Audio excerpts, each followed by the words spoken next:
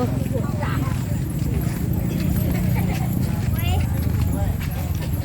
Cina kapo.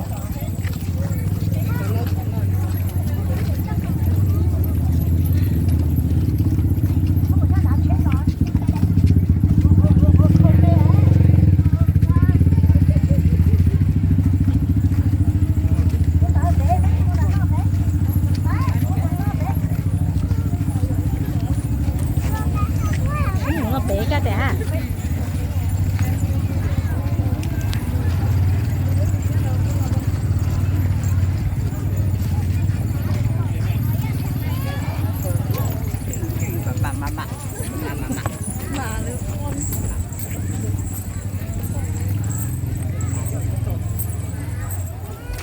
Nhưng mà chúng thì tiêu không nó là chó nè.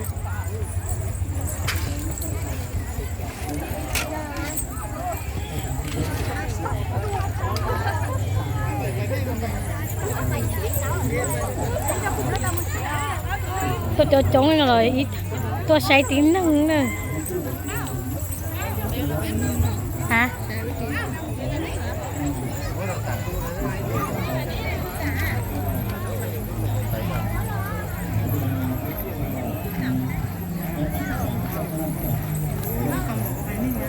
chị kia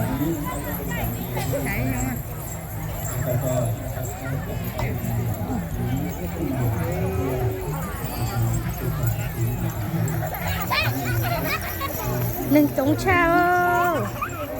chống cha thổi về đổi há vậy ơi để chống cha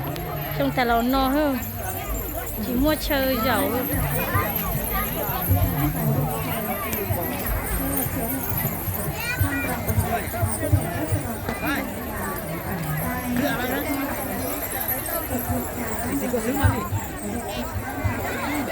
đó chống chuột tìm thôi ấy phải sáng khủa nữa nó nè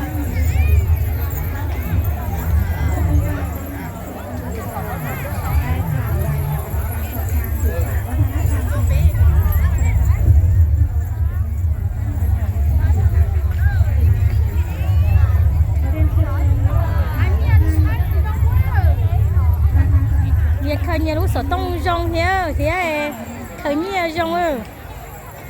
có bảo ai ca sĩ ấn lúc sở tông phải phải mà là tứ vô hồ tàu sở tông nè hành trình ca sĩ ấn thì đi lũ tùa rồi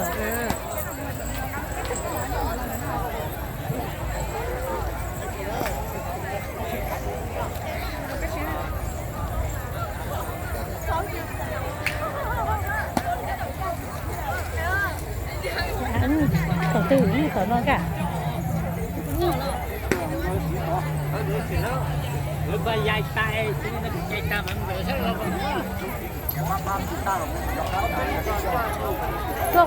của tôi nào mà tôi chọn nước là bé sai xưa lỡ chọn mấy chờ rong đâu rong đi chả là mua tá này như thế hả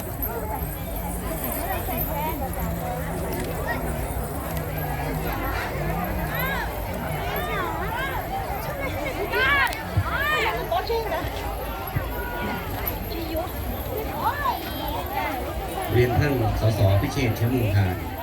รองประธานสภาผู้แทนราษฎรคนที่หนึ่งนายอำเภอเวียงแก่นกำนันตำบลปอผู้ใหญ่บ้านทุกหมู่บ้าน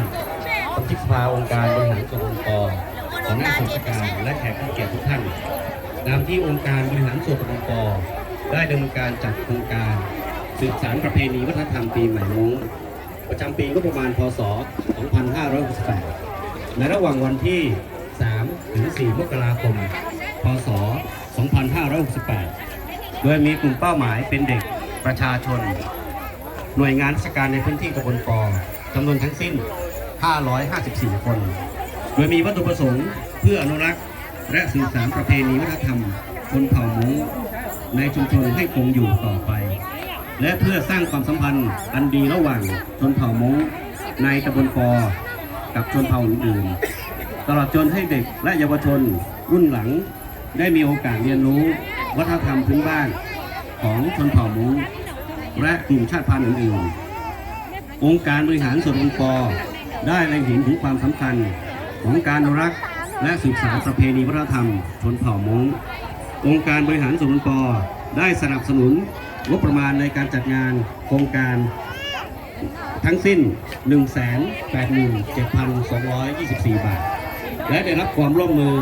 จากบ้านไซทองหมู่7ในการจัดเตรียมสถานที่การจัดทำซุ้มนิทรรศการวิถีชีวิตชาติพันธุ์มงพร้อมทั้งการจัดเตรียมอาหารสำหรับแขกผู้มีเกียรติและผู้ร่วมกิจกรรมทั้งนี้องค์การบริหารส่วนตำบลปอหวังเป็นอย่างยิ่งว่าผู้เข้าร่วมงานโครงการสืบสานประเพณีวัฒนธรรมปีใหม่ชนเผ่ามงประจำปีงบประมาณพ.ศ. 2568จะได้รับความสนุกสนานและเพลิดเพลินและได้เรียนรู้วัฒนธรรมของชนเผ่ามงบัดนี้ได้เวลาอันสมควรแล้วขอเรียนเชิญท่านประธานกล่าวเปิดโครงการขอกราบเรียนเชิญครับ เรียนท่านนายอำเภอเวียงแก่นท่านนายก